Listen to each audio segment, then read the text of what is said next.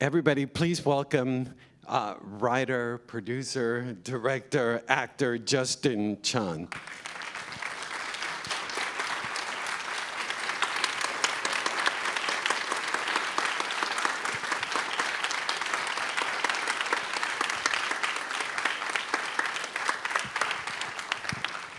Welcome, Justin. I want to start with the technical aspects of the film, which I was so impressed watching. Can you talk to us about the visuals that the film goes back and forth with, like a stark reality, but then there's this poetic aspect to the film. Can you? Yeah, absolutely. Hi, thanks for having me, guys. Happy to be here. Yeah, because it's about real people and a real issue, I felt that, the stuff with the family and everything, I wanted to feel very visceral and real. So all that stuff I shot on Super 16, 16 millimeter, because, I kept thinking about, John Cassavetes when I was writing this film, yeah. And all his films felt just real and human, and then but I also love just the lyrical poeticism that film can take on, and so anything that was a little bit more subconscious or very emotional, heightened emotion, I thought about those sort of lyrical moments, and a little bit heightened, but mixing the two, I think, can give like a beautiful variety to the film. I have to bring it up that when I was watching the film, I was noticing that your characters were color-coded, and I thought it was just me imagining things. But you validated me, the fact that your character only wears sort of yellow tones, and Alicia's character wears blue tones, etc. And Parker wears purple clothes. Can you tell us about the color coding in the film?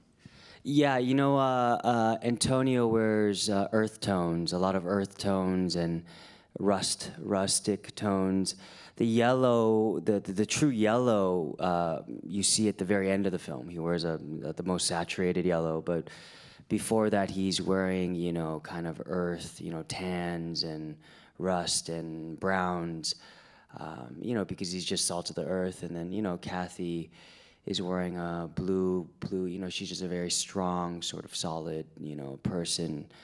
And then, Parker, she just is this very color of love and just, this lavenders and pinks, and she has just a very familiar feeling to her. But, I think the colors in the movie are all sort of, ultimately it doesn't matter. It's all sort of like frou-frou, kind of artsy kind of stuff. It's just, how does it make you feel? Like how does, the cinematography and the choices of the colors we decide to use, how does it make you feel? And, for me, the color blue does make me feel a bit melancholic, so that's why, hence the name of the film, Blue Bayou. It's a place where he goes that's quite melancholic and introspective, and, yeah, so we spent a lot of time kind of feeling about. Mm-hmm. We talked briefly outside. The opening sequence is so striking to me. When he goes into the job interview, he's asked where are you really from? And we're seeing you, and you're speaking with a Southern accent. It's jolting to see this part of United States that we've never seen before. Can you talk about that opening sequence? Yeah, I think, especially as an Asian American, it's interesting to see what is sort of normalized on film and television. And what I realized was that the Asian American population, especially in the South, I picked New Orleans for that reason. There's a huge enclave of Vietnamese Americans that were relocated there after the Vietnam War, a lot of them as refugees. And we exist there, but it's, if you see it, it's very much a novelty. But, I don't think if you talk to somebody who's from there, they'd feel they were novel. So it's about normalization and making it not such a big deal. And when you start a film like that and you have a scene where I don't cut away, and I do that on purpose, so you kind of meant to deal with it.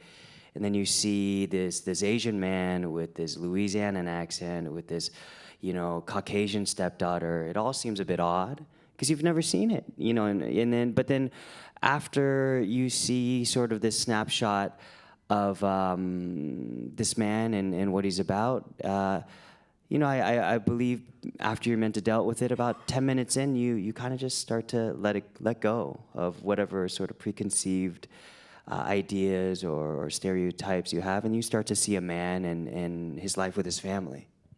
But then when we're used to seeing films about immigrants in the United States, we focus on one identity, and you up the ante by introducing two Asian identities in the film, which is, it's amazing, and it broadens our minds seeing two Asian identities interacting with one another. Can you tell us the thought behind that? Yeah, I love how you picked up on that.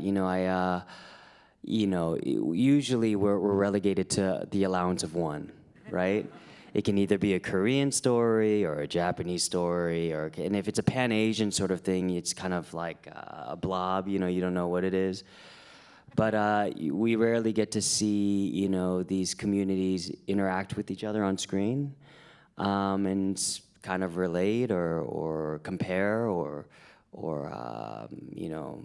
even heal together. In this film, they're sort of like dealing with each other at a point of a death of their lives. Parker's dealing with a physical death, and Antonio's dealing with a death as an American, and I think there's something beautiful about seeing, differences in the same community, but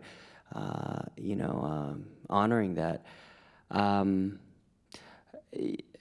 It's crazy that it's kind of not been done, but I think that's why I'm here. Yeah. Yeah. Thank you. But it's so rich, and I encourage everybody to watch the film a second time because there's so many layers. You mentioned Parker. I couldn't stop thinking the fact that the Korean War and then the Vietnam War and the scars that both characters are carrying with. And Parker is such an incredible character in which she helps your character heal as well. Can you tell us the genesis of including that character of Parker? Yeah, I think the idea of including two ethnicities like we talked about was of interest to me, and then the character of Parker was very important for me because when you're dealing with something kind of impactful or stressful or traumatic in your life, when you're dealing with someone who is dealing with death, you really don't have your problems can't be bigger than that. So what it does is it requires Antonio to take a step back and be very introspective and kind of look at his life honestly and where he's going and the blessings he does have. It keeps him very honest. So I feel like that's Parker's function in the film. Also, it's kind of cool to have. Usually in this type of story, you'd have maybe an A to B choice, which is Antonio would meet a fellow Korean American. But to maybe see what your culture could be like through, an adjacent Asian culture, I think it's a bit more, makes you think a bit harder, right? So when he goes to that party in the middle of the film, Just gorgeous, by the way. thank you. He's getting a glimpse of what his life could be like if he were to be deported back to Korea, but not like in an obvious way. It's kind of like, and it's also seeing people that look like you, but not exactly like you. And I think also maybe even, maybe the family he never had, just kind of seeing it through an adjacent Asian culture is, I think can be quite, profound. When did, I was thinking when I was watching the film that I was never aware of this law in immigration in the United States, the deportation of children. When were you aware of the loophole in this immigration law? Yeah, so the idea of adoption, international adoption, originated in South Korea. After the Korean War, there was a couple named the Holt couple, and they would find, nice Christian families to place children. And over the years and the decades, we've all come to know that it's become a big sort of business. So naturally, I have a lot of Korean American adoptee friends that were adopted. And I started hearing through the community that this issue was taking place, and then I started doing some research, through news articles and videos, and found out that this was happening a lot more than just one or two cases. And there is a Child Citizenship Act of 2000 that was passed that automatically grants citizenship to kids who were adopted after the year 2000, but it's not retroactive.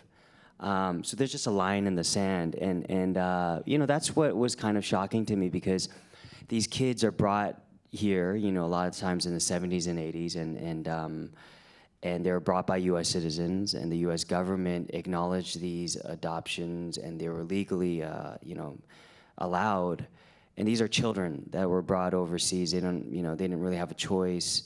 They weren't really conscious of what was going on, and then. Sometimes, in the case of Antonio, you're talking about somebody who, and this happens quite a bit, is the adoptive parents decided that they don't want the child, so they're given up for foster care. And there's no way the adopted parents are going to go through the sort of the legal process of making sure they get naturalized properly.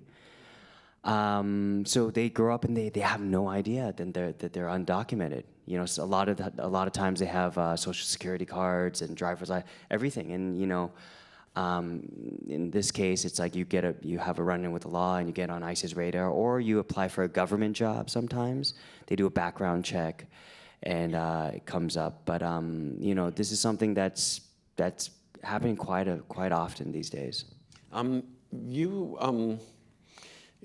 The film deals with immigration issues, deportation, police brutality, but you introduce characters that are sympathetic to Antonio. The ICE officer is it's a friend, and then you also have a police officer that is a friend as well.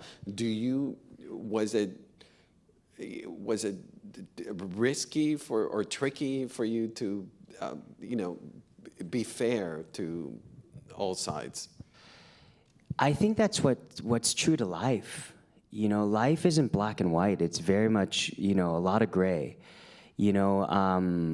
So, portrayals of like very stereotypical one-sided characters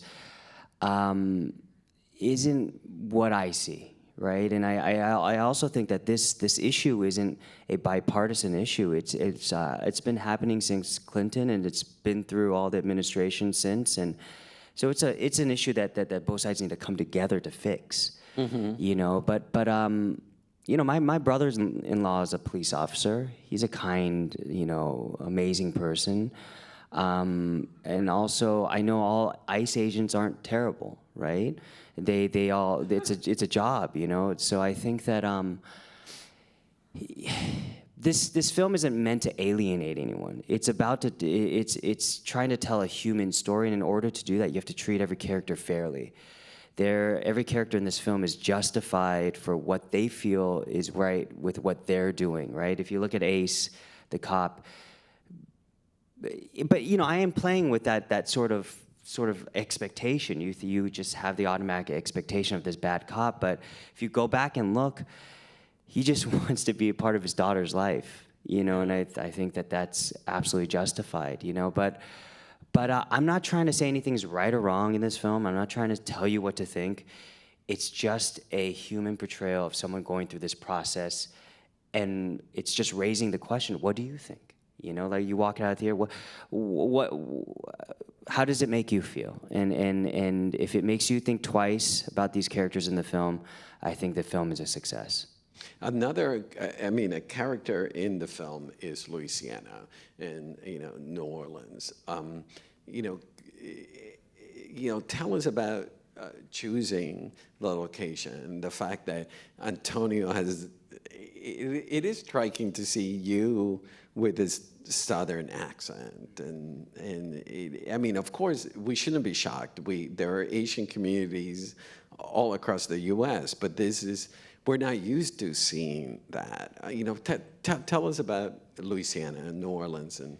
Yeah, I mean, you know, for those reasons, I wanted to set it there in the Vietnamese enclave there. I wanted to set it there, but you know, on a more broader sense, I love Louisiana. I love New Orleans. You know, I think that city is so resilient. They deal with so many natural disasters on a yearly basis, and somehow they find a way to have such a beautiful spirit, and they are resilient.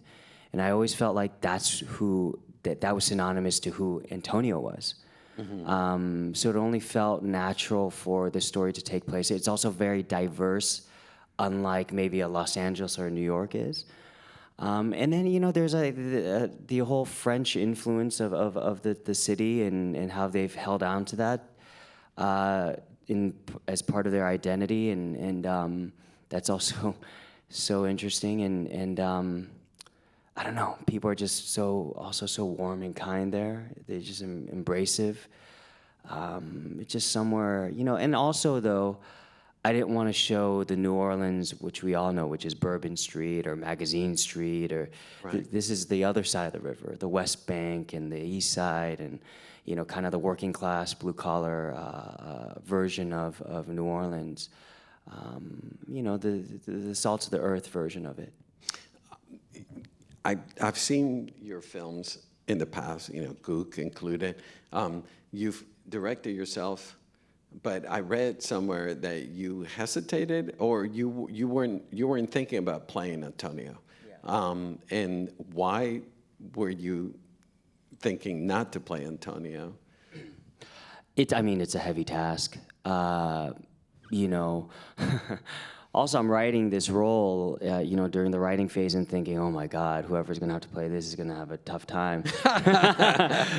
Because it's a quite emotional film, you know, but, you know, it's a big responsibility. You're representing a community that is actually like real people, you know, but ultimately, you know, I met with some people, and something that was very clear was in the success of this film, it'll need to be, you know, talked about further, and if there's a life after this, and hopefully some change can happen. It's hard to ask an actor years later to speak about the film. I know I can take on that responsibility. Also, you know, I wrote it for a few years, and I became so emotionally involved with all these characters, and everything became so intimate that, yeah, man, if I saw someone else do the role and they didn't care enough, or they didn't put enough of the work in, it would have just broke my heart. So I think I was like, well, if anyone's gonna mess it up, it'll be me. I have to ask you about the name Antonio. It's such a peculiar choice. Can you? Yeah, his name is Antonio LeBlanc. So even his name is just like, I don't know what that is. You know, it's a. It's a Latino name.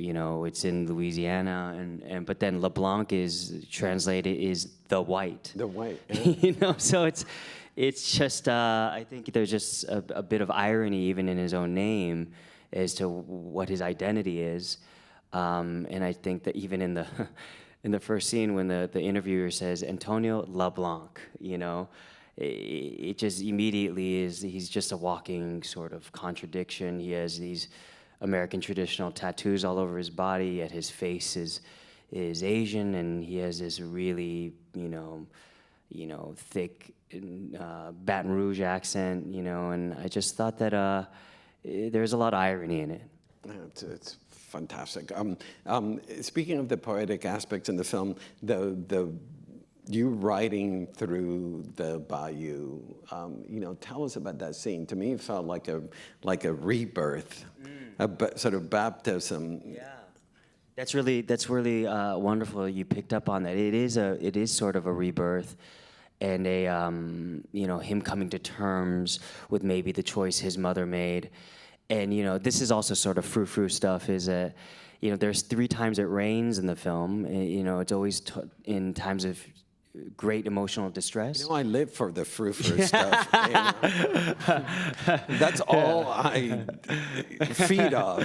Just kidding. No, go ahead. But it rains when he gets arrested. It rains when he steals the motorcycles, and then that final time it rains, it's almost like his mother's tears. That coming back to the Bayou, coming back to his mom, and that choice that the mother made, and him riding into the Bayou, and that reconnection is sort of on a artistic level, a acceptance that this is a choice he's going to have to make, and also maybe understanding why his mother made this choices and the alignment of that he might have to make the same choice. It's almost like a foreshadowing for the end, and that embrace is sort of his rebirth, as you say, almost his salvation, and then we can carry on with the sort of the third act of the film and what he's going to have to do, what he's learned he's going to have to do. Soundtrack, I love the score. Talk to us about the choice of an organ as the main instrument in the soundtrack. Yeah, there is that sort of like what you're saying, the religious aspect. Mm-hmm. There is this sort of religious, where what are you worshiping? He's worshiping this Bayou because it's his only connection to maybe what his life or memory of Korea could be. There is something religious about that, and also it's this sort of these moments of the movie's quite emotionally heavy. So you need something that sort of is gonna keep it lofty and airy, and that organ it felt like it was gonna keep it in this ethereal space. Mm-hmm. The obvious choice would to go with the strings, go with the strings and sort of things that are gonna make it feel like very heavy-handed. The organ also has a sort of a choral aspect to it that almost feels like a human voice. It could be almost vocal in a way, and that also added for me this human aspect and a sort of visceral aspect to it rather than making it And it's just, if you notice, a lot of the film happens outdoors, and there's just this idea of like passing air, and that's what the sort of the organ does. It's air, right? Rather than strings that requires bow to like be kind of taken over strings. There's that friction there, but the air is sort of this sort of thing that it's a nice breeze. Beautiful. Yeah. Tell us about casting Alicia Vikander. When I think about a blue-collar actress, Alicia Vikander is the first person that comes to mind. Yeah, I mean, Alicia is wonderful. She's world class, and she's top 5, I'm sure, on every director's list.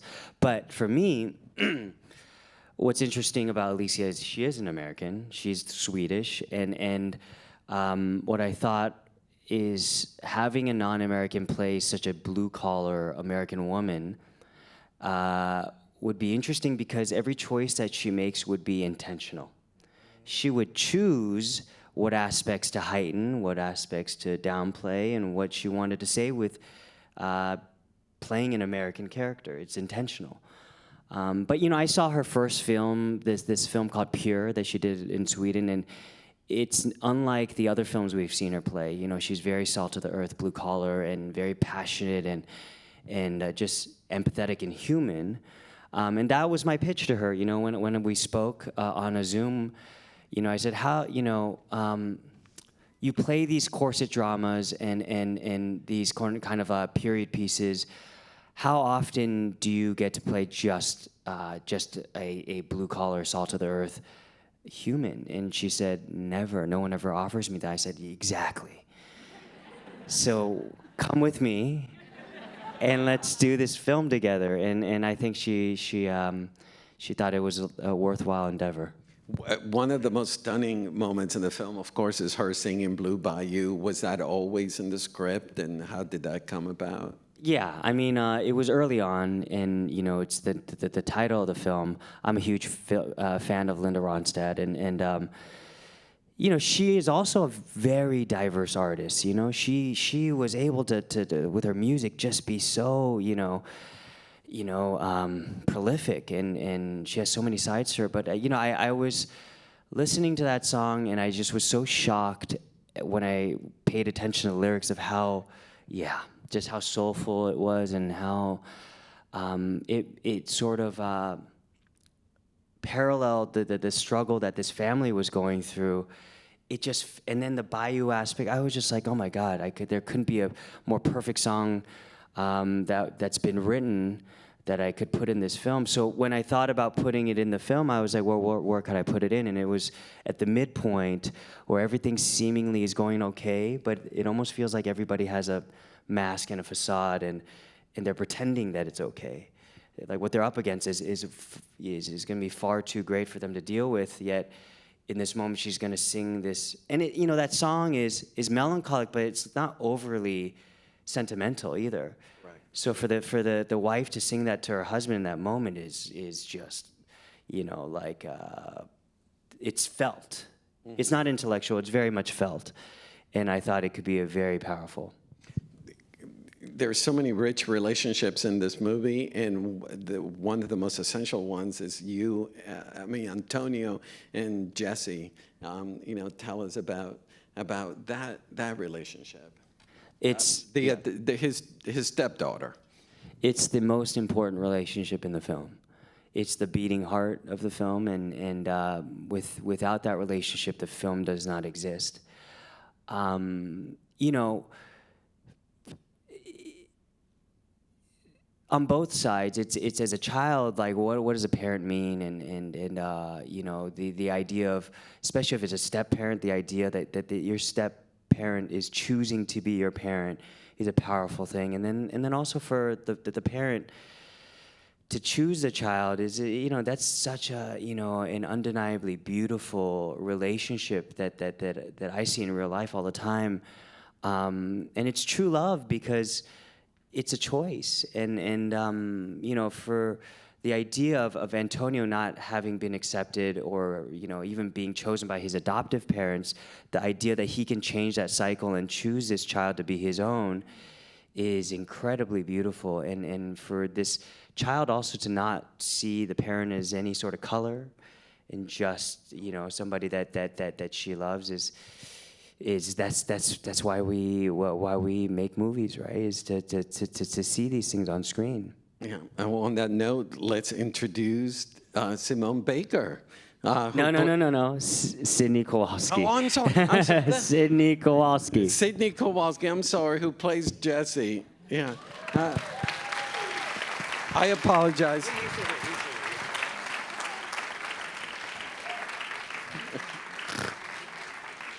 Welcome, Sidney.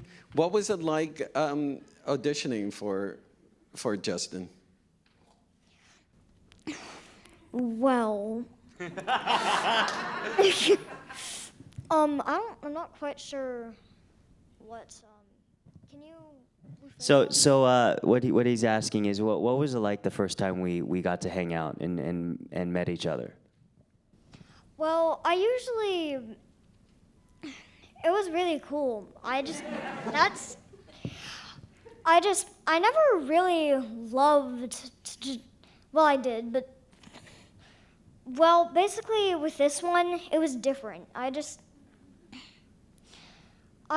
really enjoyed it and really wanted to play the character. And usually I'm just like, well, I auditioned for this character and I'm probably not gonna get it. And then I just like forget about it. But with this one, I just really wanted to play the part. And what was it about the character that you really wanted to play it? What attracted you about it? Well, I mean, she's pretty similar to me, and I just really connected and wanted to play the character. Tell him when I came up to your house in Atlanta what we did. What did we do when we hung out? Okay, so basically what happened then was we played a lot of video games. And I beat him at both, I believe. And we also played Candyland, which was... We played a lot of Candyland. That was fun. And did you enjoy working with Alicia as your mother? Yes, she was very nice, and we both loved dance, and so in between scenes, sometimes she would show me dance moves, and I would try to do them myself. Fail sometimes, but succeed once in a while. That's great. And did you know that she was an Academy Award-winning actress? I believe I did. I had never seen her in anything, but yeah, I did know. Well, I think you're too young to see her films. They're, yeah. So, what was it about Sydney that appealed to you, Justin? Well, as you can see, even now, she's a real, authentic girl. She's not, I tend to see, especially in Hollywood, you see these kids that get coached and overly sort of, steered this way or that in the industry, and they kind of tend to have these glossy eyes where you're like, where are you, and they, when they act, they look like they're selling toothpaste, Sydney, on the other hand, is just a real girl. She lives a very real life, a normal life, and I will say this is when we went up to, my cinematographer and I went up to Atlanta to hang out a few days with her and her family. The other important thing for me was her parents. Because when you're casting a child, it's very much you're casting their parents. Because, this is an emotional film, and for she was 6 when we shot this. So to deal with some of these things, you need to have a partner, in this. So after you're done, the parents need to have a level head to know to take the kid home and decompress them and make sure that it's just play and not real life. And that's very, very important. And so I was very thankful to Sydney's parents as well. But look, she's cute and beautiful. They're wonderful. Sydney, what was your favorite scene that you had to play? Well, probably the scene in the Bayou, because we did some improv for that scene, and we just told each other jokes, which I believe I was very funny. And it was just my favorite scene. It was so beautiful in the Bayou, like all the Spanish moss, and it was so pretty. Also, the other thing about Sydney, I think that's so impressive, is how great a listener she is. When you watch the film, she's actually listening. She's not waiting for her next line. She's present and listening, and that's so hard to find, and that's her superpower. Well, thank you, both of you. We're going to join Justin and Sydney at the reception outside, so everybody please join us over there. So thank you so much for being here. Thank you. Thanks for having us. Thank you, Sydney.